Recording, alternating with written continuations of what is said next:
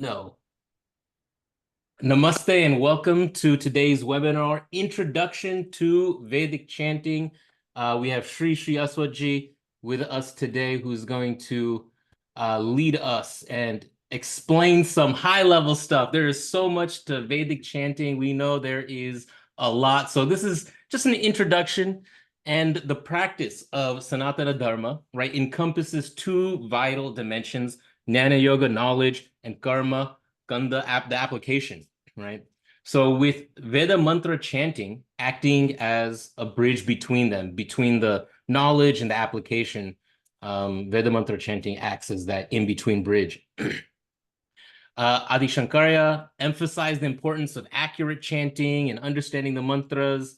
And we're going to discuss, I don't know, we're going to have a wide-ranging discussion on the Vedic chanting. I know you just taught a course on the Vedic rituals. We'll take people's questions with our very amazing faculty, Sri Aswaji. I've had a few opportunities to engage with him. We got to meet in person at that retreat in March. It was amazing. And then Sri Aswaji is one of these people who knows the Sanskritam in detail and they can explain it line by line in English.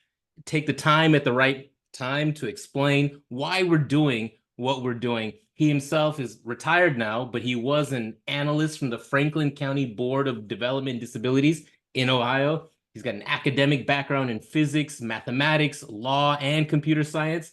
He's a Vedic scholar, has training in Sanskritam. And he's just so experienced in so many ways. We're glad at Hindu University of America to have him teaching courses, helping on retreats, engaging in webinars like this. So with that, Sri Aswaji, let me just give a shout out to the few other people who put in the chat where they're joining in from, and I will hand it to you. We've got Jonathan from Las Vegas, Nevada, Nadira from New York, Vanita from Tampa, Sumati from New York, Shantaji, we don't play favorites, but Shantaji from Montreal, glad to have you on. Miss Sophia from Brazil, thank you for joining. Keshav Chopra from the Bay Area. Thank you everyone for joining us on today's webinar, Introduction to Vedic Chanting with Sri Aswaji. And with that little bit long introduction, let me hand it to Sri Aswaji to get us started. Everything you said was absolutely in line with what we are doing, Ankurji. Thank you very much. Thanks to everybody who is here. Let me just change a little bit the view. Thank you. So as Ankurji mentioned, for the last few quarters, I have lost count as to how many quarters we had of the introduction to Vedic ritual, and more than 125 students have so far taken the introduction to Vedic ritual. Then in the course of teaching that the Vedic ritual, I came to realize that it will be complementary, and not only just complementary, but also it is going to be much more uplifting if we introduced the Vedic chanting also as a course. And as you would have seen, this is module 1. So whenever we give that number, that means more is to come. So we actually, the Vedic chanting, we will divide into several modules, and each module is designed to as a standalone and also as a part of the larger whole of the learning of the Veda mantras. There's going to be 11 sessions and of around 1.5 hours each, as you would have seen, and we will start in summer. And the way that I have suggested the course to be taken is the most basic and most important mantras which are used across the board, both in the pujas on the one hand, and then yajna and homa on the other, and number 3, philosophical and meditative. So we are going to cover in all these 3 areas. So at the outset, as we are going through this course of 11 sessions, we are going to study the following texts. The Ganapati Atharva Shirsha, it is from the Atharva Veda. This mantra, set of mantras, are not only philosophical in nature because it's an Upanishad, and it is also got an application in the puja that we do for in Vinayaka Chaturthi, which comes in the month of Bhadrapada in the bright half Shukla, and on the Chaturthi, the fourth day. And many people also perform what is called as a Sankashtahara Ganapati Puja, and that is to ward off any of the difficulties so that they may be going through health challenges, professional challenges, then number of reasons why they are suffering. They undertake a puja in a dark half, the Krishna Paksha, every month on the fourth day. They perform the Sankashtahara Ganapati Puja Vrata. So this is application of these mantras is in these two rituals. So it becomes a natural sequel to our course on Introduction to Vedic Rituals. But at the same time, it's also standalone. And this will be of a special interest to those who have gone through the Introduction to Vedic Ritual, because now they can connect the placing of the mantras. Then we are also going to study again at the ritualistic level and also at the philosophical level. I would also say at the psychological level, the Purusha Sukta mantras, the contemplation on the primordial universal person. That will be another 2 sessions. Then the 5th and the 6th session, we are going to study a hymn of the Veda, which is there both in the Rig Veda as well as in the Yajur Veda, the Sri Sukta addressed to Lakshmi, from whom we seek wealth that doesn't leave us. Any wealth that comes to us, actually, it goes because you earn money and that money is spent. And then you eat food, it is digested. But what about the wealth of knowledge that you get? It will enhance and you will never lose that. So Sri Sukta addresses them. Then the basic question everybody asks is, where is God? And then how can I locate God? And that question is addressed in the next 7th session we are going to take up, the Narayana Sukta. Narayana Sukta talks about discovering where God is and how to do it. The methodology, the algorithm, if you may, the template is shown. Then we also study another short sutra called the Sukta, called the Durga Sukta, which is addressed to Devi Durga, which is used in Navaratri ceremonies, and also it is also meditative. Then Medha Sukta, which addresses Saraswati, goddess of knowledge.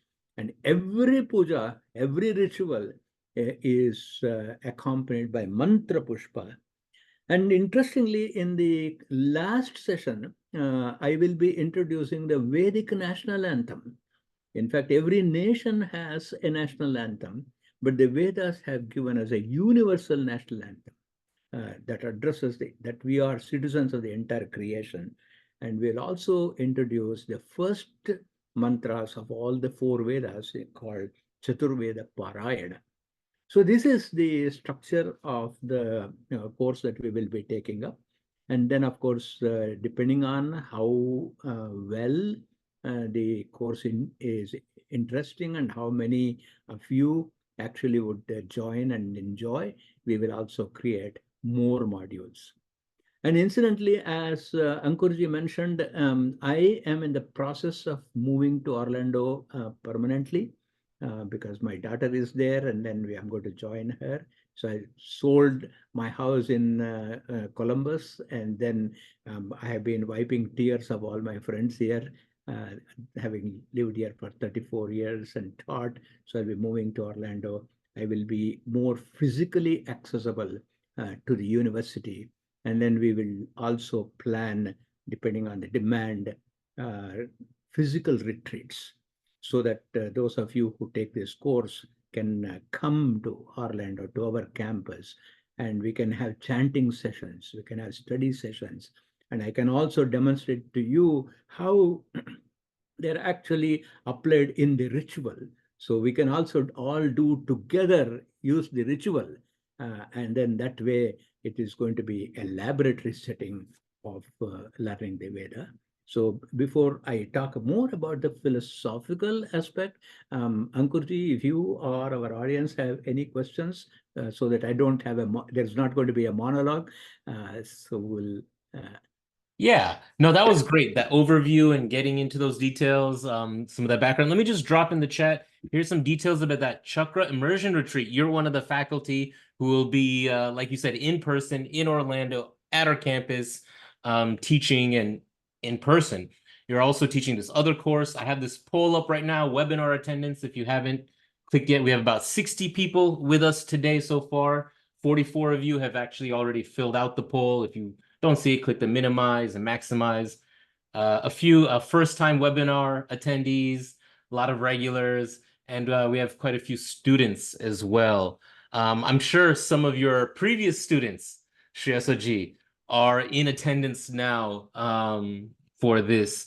So I'm glad to see that. One question, all right, I see one is in the Q&A box. Where is it? Homework or feedback on how our chanting is going. So that's one of the things where people are chanting, they're learning from you in class over Zoom. It's a little bit difficult, but how do you address that just overall and the feedback, the homework? You can get into that. I have been teaching Veda chanting both in person and especially after COVID. We have done the hybrid sessions, and then the way I facilitate that is in our class, I actually record in my voice 1-minute clips of the Veda mantras that we are studied. It's just 1 minute each clip. So you can play that 1-minute clip over and over again along with the text, and you master it. And as part of the assignment, you will record that in your voice and then post it in the LMS. And then I will be giving you a feedback about the accuracy and the intonation and also the pitch and all of that. I'll give that feedback. And so that's actually what Phoenix was asking. Will you take enough time to see if we are pronouncing the mantras correctly? The answer is a clear yes. Shreyasaji is going to take that time and utilize the technology to make sure that he gives you that. That's great. That's cool to hear.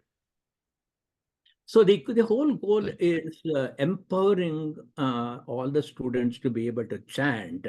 And also, with the introduction to Vedic ritual, or even the retreat part in this particular course also, we can actually let you experience when you either chant meditatively or use the chant in addition to performing a ritual.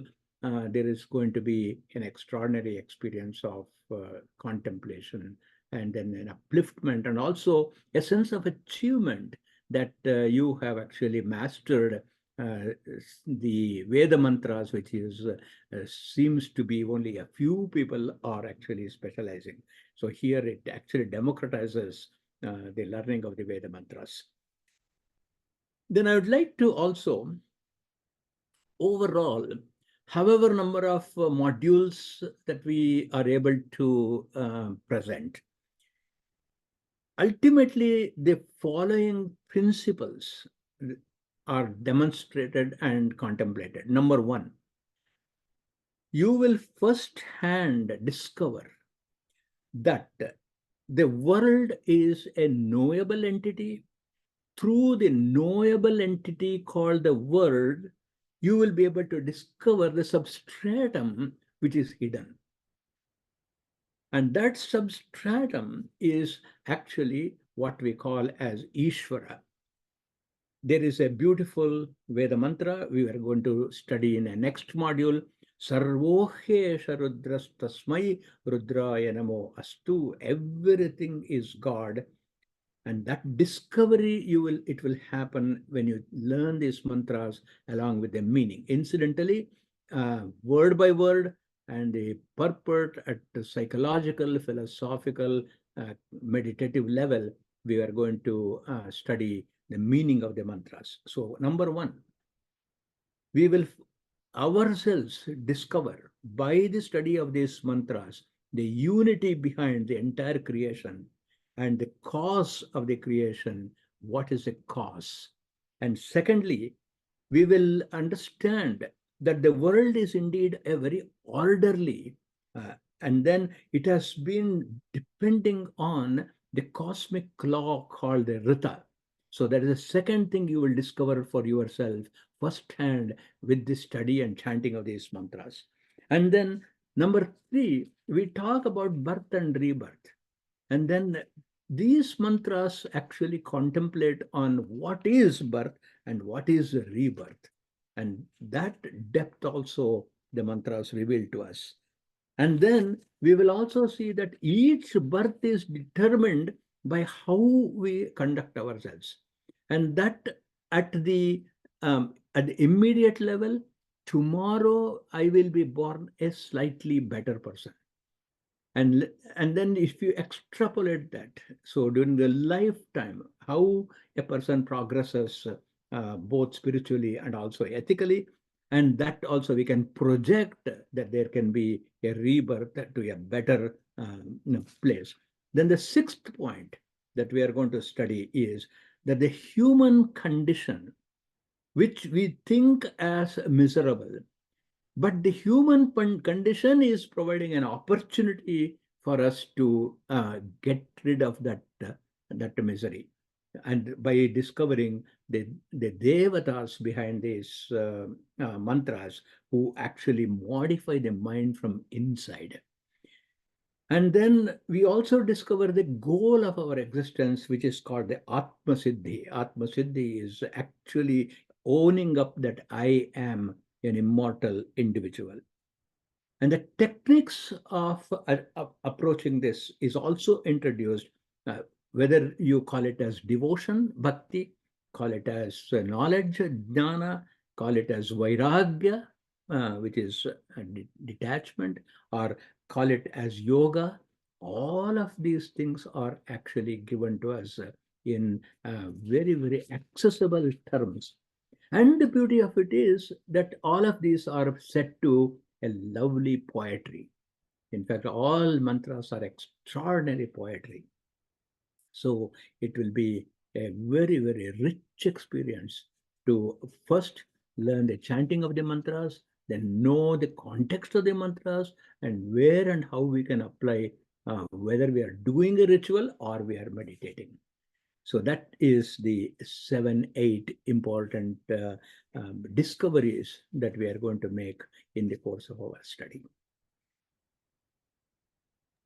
Wonderful. Yeah, you laid it out, so many different things that you're going to get into this course. I put in the chat the link to the course is going to be on Tuesdays. I think you're teaching the course, you're teaching Introduction to the Vedic Ritual right now on Tuesdays, right? Correct. So Yeah. right now, but that the spring quarter will end and this is summer quarter we will start. And then if there is interest still in the Introduction to Vedic Ritual, we will find another evening. Yes. So if there are any current students of Shri Aswatji and you want to make a little testimonial, you can let me know in the chat. Yes, Anonymous, this Zoom meeting ID is the one that we use for webinars. So our course webinars, other informational webinars, we use the same ID. We have our automatic webinar registration list. I think we did like almost 100 webinars last year. I don't know if we're going to do that again this year, but Hindu University of America and this free webinar is an opportunity for you to engage with our wonderful faculty like Shri Aswatji, learn what we're working on, participate, ask your questions, and we try to answer your questions. So if you have any more, please do put it in the Q&A box. Of course, the question about Sanskritam, is that a prerequisite? Do you have to know it? How does that apply? Obviously, it's especially somebody like myself, born here, we went to Mandir, we heard it, we didn't understand it, and then we asked the gurus or the swamis, the pujaris, what does it mean? And they couldn't explain it to us. So if you want to just get into that a little bit and how well do people know Sanskritam now? It doesn't matter really, I know that. But how do you help them through it? And maybe they even learn a little bit, right? Yes, yes.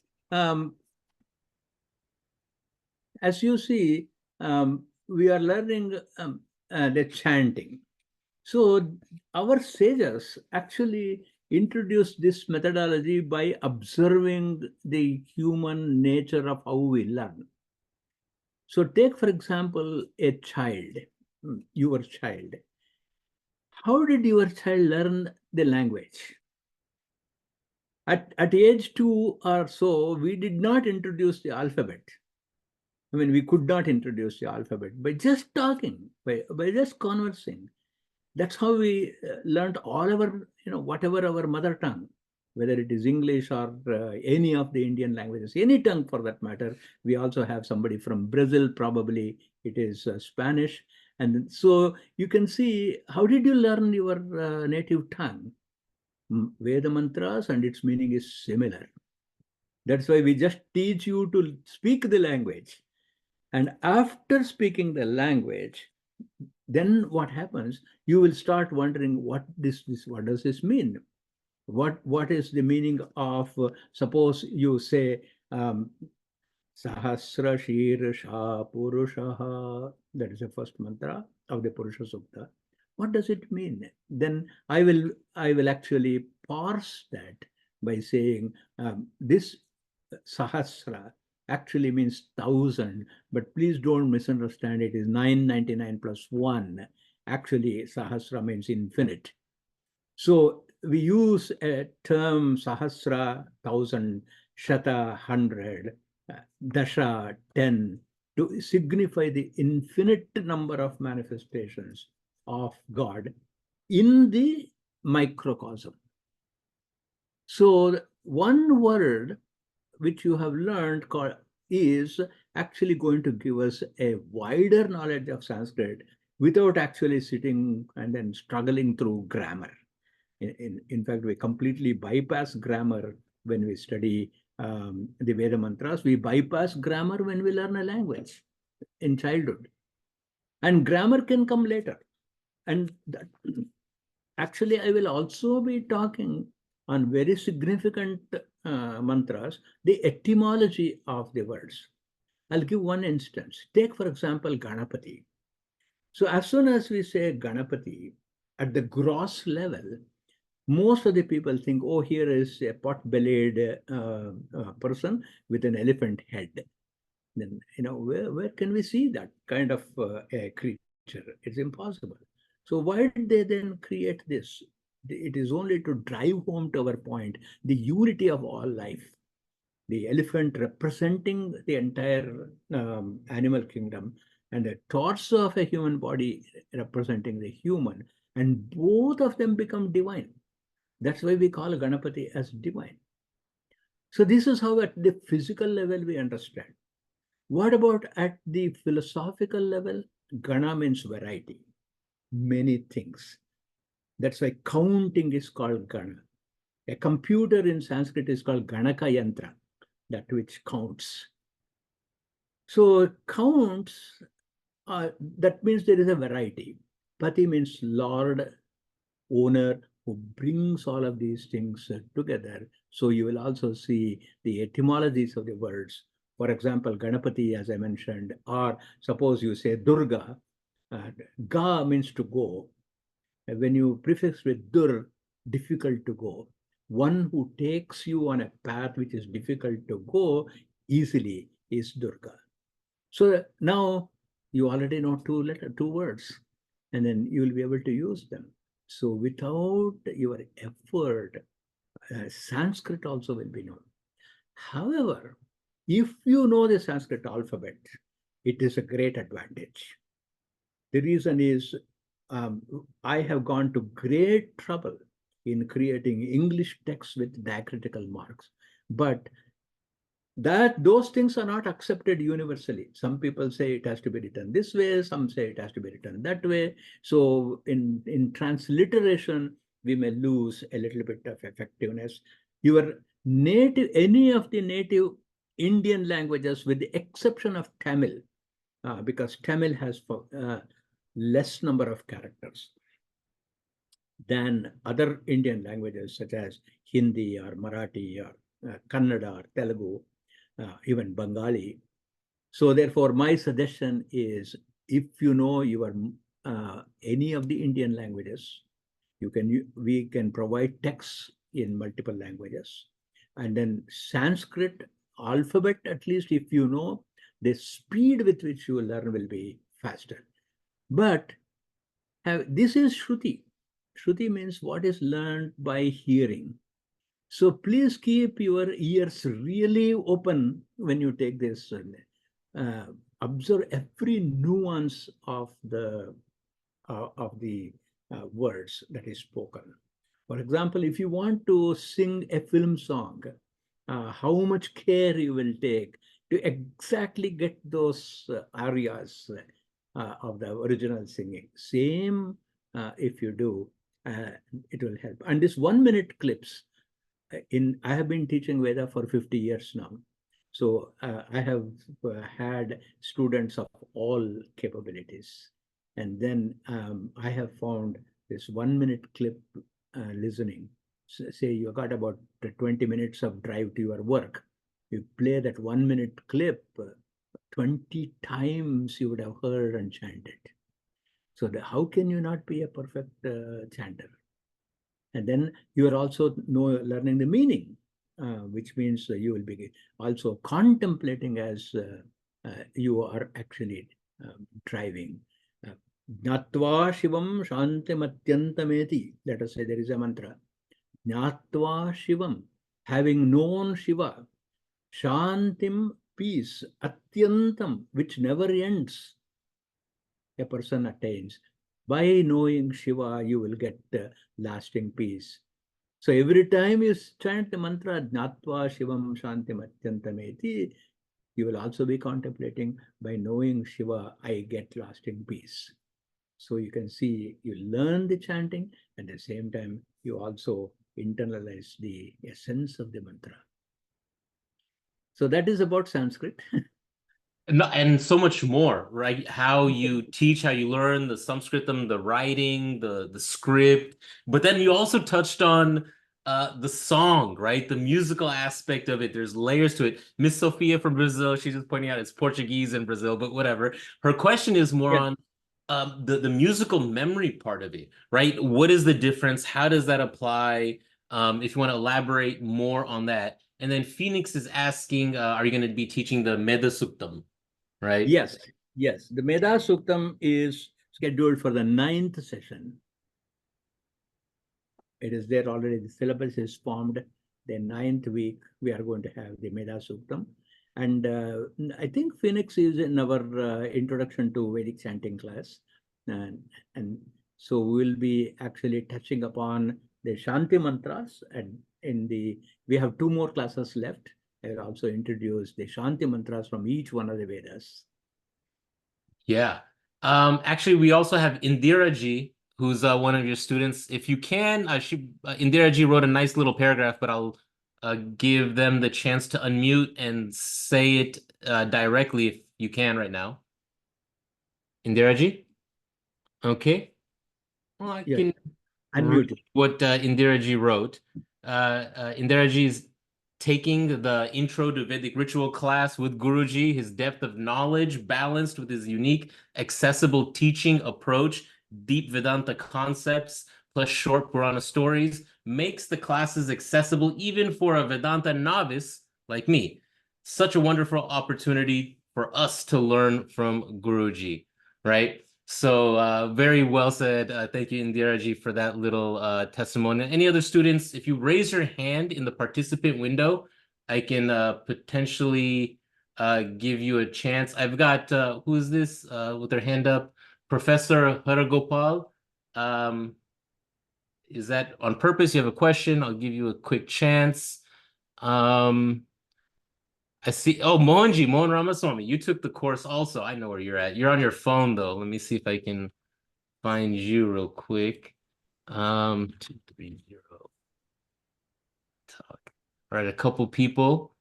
And then Raj is asking how the grading's done. Are you a hard grader, Shriya Soji? Actually, I'm a little liberal, and but Yeah. when it comes to Veda chanting, I may be a little more strict. The reason is that the Veda chanting, a little change in the way in which we chant, it can change the meaning. I'll give you a beautiful story there. It seems that the king of gods, Devendra, Indra, had to kill a Rakshasa, and his name was Vritrasura. Vritrasura was the one who actually arrested all the waters in the cloud. He would not let the cloud empty water. So this demon Vritrasura actually caught the entire water. So Indra actually devised a weapon called Vajrayudha by the gift of the backbone of a live backbone of a live person, the Dadichi. And then this weapon was created, and with that weapon, this Vritrasura was killed. And Vritrasura had a son, and he was upset that Indra killed his father. So he performs a yajna. And then, for the sake of yajna, he goes to his guru and asks, "Can you please give me a mantra? And I will do a yajna for that. And I will get a son who will kill Indra." So the teacher gives a mantra, Tavendra Shatrur Vardhasva. This is Tavendra Shatrur Vardhasva. May you, my son, increase in your prowess to kill Indra. So what he did was, in his anxiety, Tavendra Shatrur Vardhasva, a little change in the way in which it was chanted. What it meant was, may Indra become powerful against all his enemies. So the Veda chanting, please pay very close attention to how the intonations and sounds go, and to help and correctly do that, we have very precise diacritical marks. So in my Veda classes, I give a simple clue: read every letter. So please think about it. Most of the time when we are reading, let us say you are reading an essay, we read only a few letters here and there. We don't read every single letter. So that habit has to be changed. When it comes to Veda mantra, you have to read every single letter. And that takes a little bit of effort. A few times you do that, then you will get the hang of it. So therefore, the grading of this course will be a little more stricter than the introduction to Vedic ritual, because in Vedic ritual, we also have a forgiving mantra is there, seeking forgiveness. I do not know, I'm ignorant, I do not know the procedure, I've done it wrongly. All of that you please forgive. But this is a little more, you must be cautious. In other words, you must become a much more serious student. Great. Let me just share the results of the poll that I did, and I'll launch another one. Professor Haragopal, if you want to make your comment. Am I audible? Yes. Okay, I just wanted to say that I had taken a course in the orientation of the Hindu studies during 2020 when I came to USA. Originally, I am from Hyderabad, India, and my son and daughter, they are here. So I just took that course. And later on, actually, I'm interested. And as the Honorable Speaker says, I had an opportunity, the Vedic mantras and chanting and all that from my childhood, you see, because we are born and brought up in India. So especially, I mean, this Panchasuktas and Rudram and Namakam, Chamakam and all that. And as the Honorable Speaker says, we should have chanting them in a perfect way, because as he said, if you just miss one, then the meaning will be quite different. I'm very much happy just to participate, and I wanted to, because I'm a retired person, I'm 76, but I enjoy, you see, just having spoken to such great personalities, who just come and talk to us, and it's a proper usage of not only time. I encourage the young students, and especially these American Indians who are not really know much about our Sanatana Dharma or Hinduism and the Vedas and the Upanishads and all that. And when I was the student, I mean, I was just from January to June 2020, I did the program orientation. And really, it was very good program. And I wanted to do it. But anyway, but now that I'm not a resident of USA, but still I can enjoy. And now that I'm in Seattle, I'm already in Seattle now.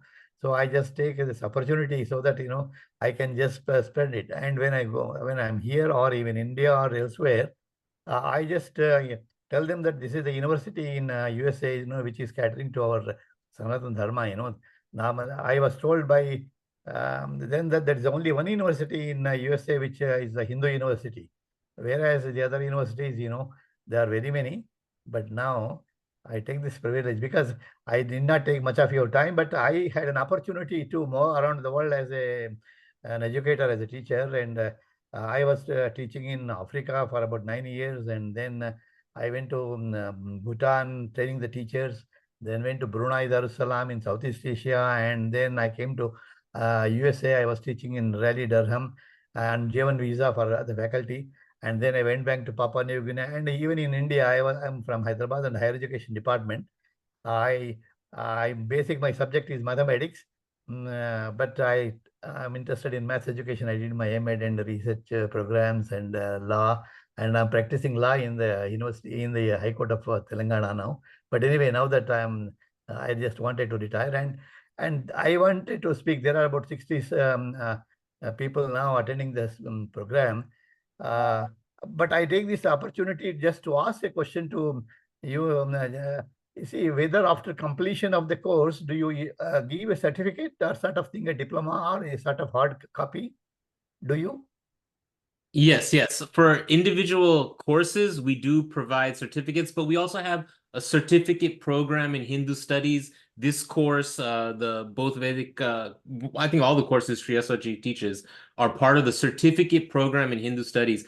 Professor Hargopal, I'm glad to have you on. Thank you for sharing. Traveled the world, taught in different places, and still lifelong learner with Hindu University of America. That orientation to Hindu studies course, highly recommend. As we all are hearing, highly recommend Sri Aswaji's course as well. Thank you, Professor Hargopal. Just a minute, last this one goes. For the orientation of Hindu studies, do you issue any certificate of participation or completion of the program? Yeah. If you finish that course, email me. I'll put my email in the chat. We'll make sure that we get you. That's something that we started more recently. I don't think we started that back in 2020. Because I didn't get my certificate. I am in Seattle. I wrote to the info who are now. Yeah. All right, Professor Hargopal, we'll take that offline. We'll settle that. But thank you for participating and being part of this webinar. Minute. Because we consider I consider not as a simple paper. I consider a certificate or a diploma from the University of, in the Hoa as a valuable document. Because even if I go back or wherever I am, I say, you just take a course from the Hindu University of America. Thank you very much for giving me an opportunity to speak to you and to participate in this wonderful webinar. And I hope I will be able to do some more participation, and maybe I'll just visit Hua sometime. Yeah. Thank you very much. Thank you very much. I have one comment to make about Professor Hargopal's feedback. That is, even though we have many people of Indian and non-Indian origin born and brought up in United States, I can speak about United States and Canada where I have taught. Sir, I will assure you that our children who have been learning the Veda here and not even visited India chant exceedingly well and very, very perfectly, because they have taken the time to study in the traditional method. In fact, I have taught children from age 6 onwards, and then we actually teach them in the ancient methodology of sitting with the teacher, with the student one by one, one-to-one, and then making sure that not only their chanting is correct, but even their body language is proper. So I would like to assure you that a lot of good work is being done in this country. Is that Mohanji? Yes. Yes, go ahead. Namaste, Aswatji. I am a Namaste. student of yours also quite a while ago. Namaste. I completely remember you. Namaskara. Namaskara. And I also, quote unquote, chase him around and catch his webinars on Gita on Wednesdays and his Yes. Chicago webinars that are interesting ones. So I've learned a lot from you, Aswatji, and thank you very much.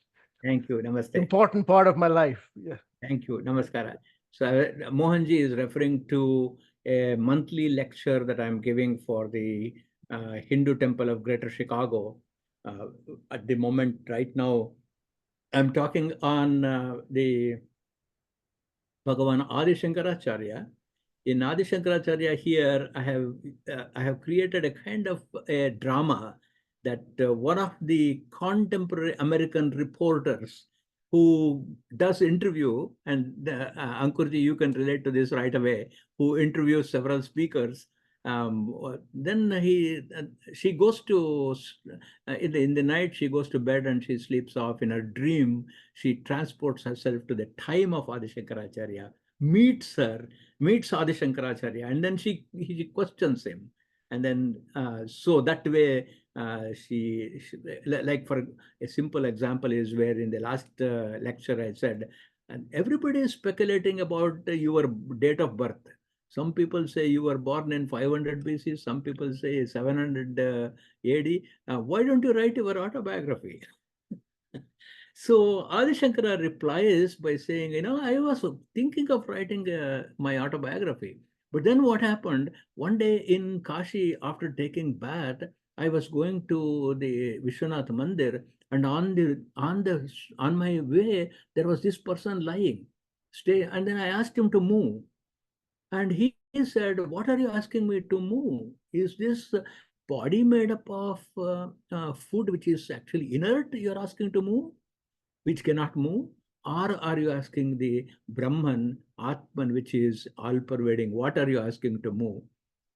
Then Shankara says, what biography should I write? Should I write my autobiography of a body which is absolutely inert? Or should I write a biography of the infinite, beginningless, endless Brahman? So I didn't write anything. Interesting. So that's almost like a play that you've done, or Yes. it's like okay. Yes. Very So cool. this next week is the next lecture on Thursday at 9 p.m. same time. There I'm going to ask Adi Shankara, why are you roaming about all over the country? Why not you be in one place? Let's see what he replies. We can include a link to that in the email that goes out to everyone. Somebody asked, yes, the recording of this webinar will go out to everyone who registered. We'll include a link of that in there as well, so you get a recording, the details of the course, this. So let me just launch this quick poll about the course. Just let us know if you're interested. Shantaji says, I adore Guru Ashwatji and admire him for his vast knowledge of Shastras and wisdom. He's an excellent teacher who teaches with great humility. Just being in his presence and learning from him is a rare gift. Thank you, Shantaji, for that. Poonamji, you had your hand up. I think you wanted to speak. I have a couple other hands up. So if Poonamji, if you want to unmute yourself and make a comment, please. Yeah. Go ahead. Yeah, you. I just wanted to say that I'm attending Guruji's class right now. He's outstanding. And I am looking actually forward to pronouncing the mantras properly. And I do a Havan once a month, and I kind of like learned that from YouTube. But I see so many, random variations of it. I don't know if I'm doing it right. And that's my big motivation, to learn to pronounce the things properly, the mantras properly, shlokas properly. This course would be ideal for you. Great. Thank you, Poonamji, for that. Keshavji, you're next. Hi, this is Keshav Chopra. Guruji, you just mentioned like Brahman and physical body. I'm concerned why nobody mentions about subtle body. I mean, that is the most important one. I attended one retreat recently from Friday till Monday. I came back Tuesday here. I'm in California and I went to that New Mexico to attend that retreat. And a week before that, I attended another retreat that was Hanumanji. And the one I recently attended, it was Hanuman Mandir. But the beauty was 95% persons were Americans. Only 5% Hindus attended that retreat. See, strange and awesome. I mean, I also did say something over there about this subtle body, which is the most important thing.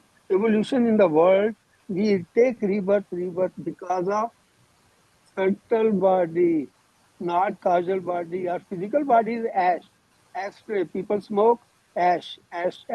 Likewise, our physical body, every life, body, ash. I'm a student of Bhagavad Gita. I've attended this Krishan Kumar Kashyap's class maybe 5 or 6 years ago. It was the same 13th seminar. It was awesome. I learned from there. And then I started moving forward to know who I am and what I am and what is the difference. And that is self-realization and God realization from Srimad Bhagavad Gita. Jai Shri Krishna. Exactly, the chanting of the mantras, knowing the mantra, meaning of the mantras and chanting the mantras actually modifies the subtle body, Sukshma Sharira. Because Sthula Sharira, there are the gross body, there is nothing you can do about it. Karana Sharira is only a repository of all the karmas.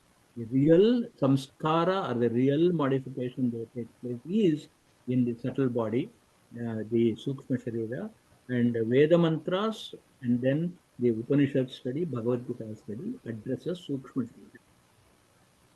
Wonderful. Thank you, Keshavji, for that. Jayaji, you're next.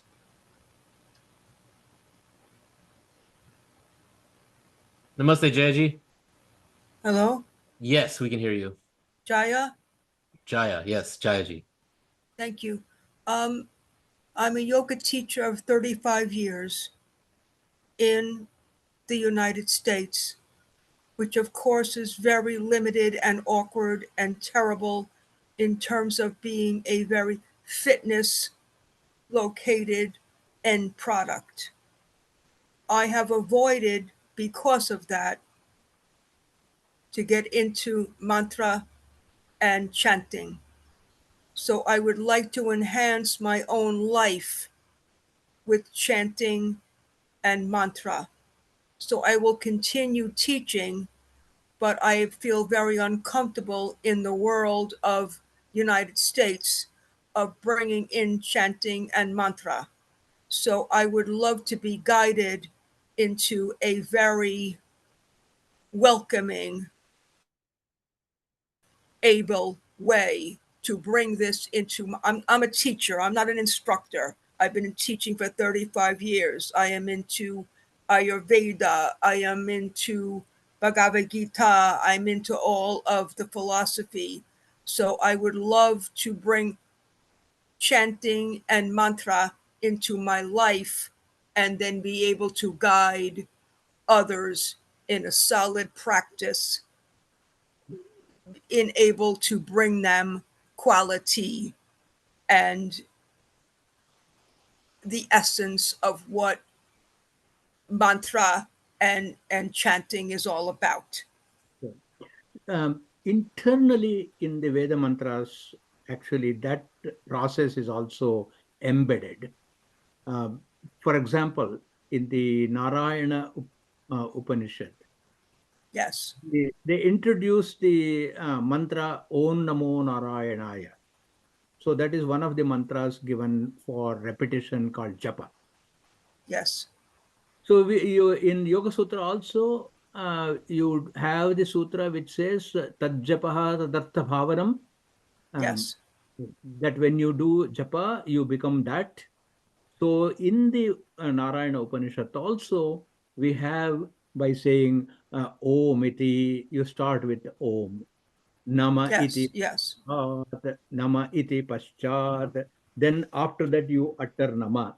Narayana yetyuparishtat. Then in the third iteration, you say Narayana. So the mantra methodology is also embedded in the mantra, Veda mantra itself. And that is how you don't have to go outside the text for qualifying it. So that is the beauty of learning the Veda mantras. So I can gently bring it into my experience. Yes. And then be able, because you have, I'm a teacher. I'm not an instructor. This is my life, and that is what I bring to my people. And I've avoided mantra because I felt that it was a singing voice that I did not have. You will be surprised.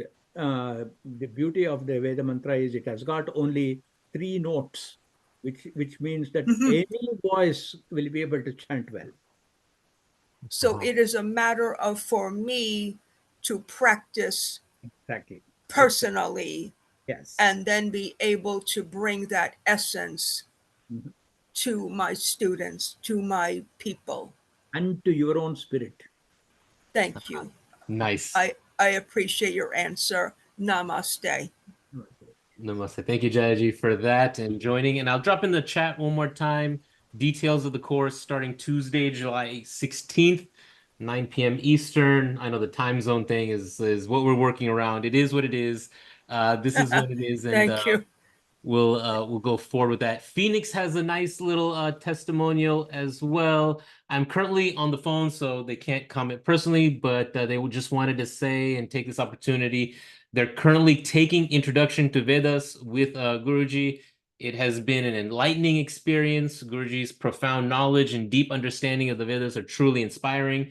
He has a unique ability to explain complex concepts in a simple and relatable manner. I think we've seen that in this webinar exactly, regardless of the audience's prior knowledge or the students' prior knowledge. They're eager to continue this journey under Guruji's guidance and delve deeper into the wisdom of the Vedas. Thank you, Guruji, for an unforgettable introduction to the Vedas. Yes, Shri Asoji, thank you so much for being here, being a part of this, sharing your knowledge forward. We have a few more questions. Self-study, right? Maybe best methodology to learn correct Sanskrit pronunciations. It is an exact language. And then as we get closer to the end, Kamal is asking, can we hear you complete mantra? And so we'll definitely close the webinar on a mantra or whatever you would like to chant us out on today. So we're nearing the end. If you have a question, please get it in now. If you haven't put in the chat where you're zooming in from, I'll give everyone a quick shout out if you to take us out as well. So if you haven't filled out the questionnaire, the poll, there's about half of you who haven't yet. So please look for that enrollment. Let us know if you're interested in the course. It's fine if you're not, just click no. It makes it easier for us as well. It's always my pleasure to be on with everyone here. Shri Asoji, some wide-ranging closing thoughts, however you want to take this. So we'll conclude with a mantra and an insight into how our course is going to be. First, let us see what I mean by this mantra. May we always hear what is auspicious. May we always see what is good. With able, strong body, let us live in a way that pleases gods. May our physical strength grow. And may our life go smoothly with no resistance, just like the disk of the sun goes from the one corner of the horizon to another. May our knowledge continuously grow, and may we have peace in our body, in the environment, and beyond. So now for the mantra in the original.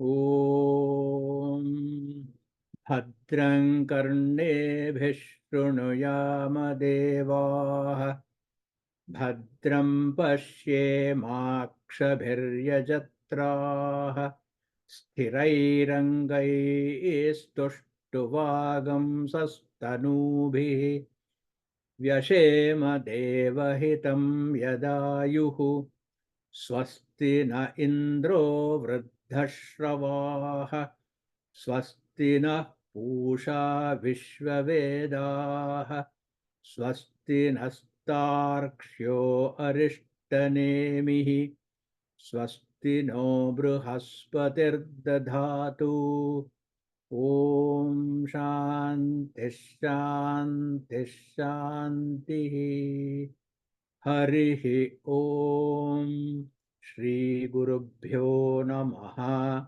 Harihi Om. Thank you. Thank you very much. Okay, I guess that'll take us out. Thank you so much for participating.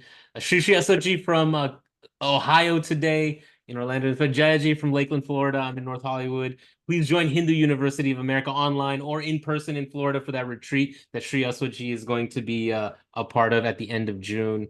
Thank you for being a part of this. Thank you so much. Dhanyawad. Namaste. Namaste. Shubhratri.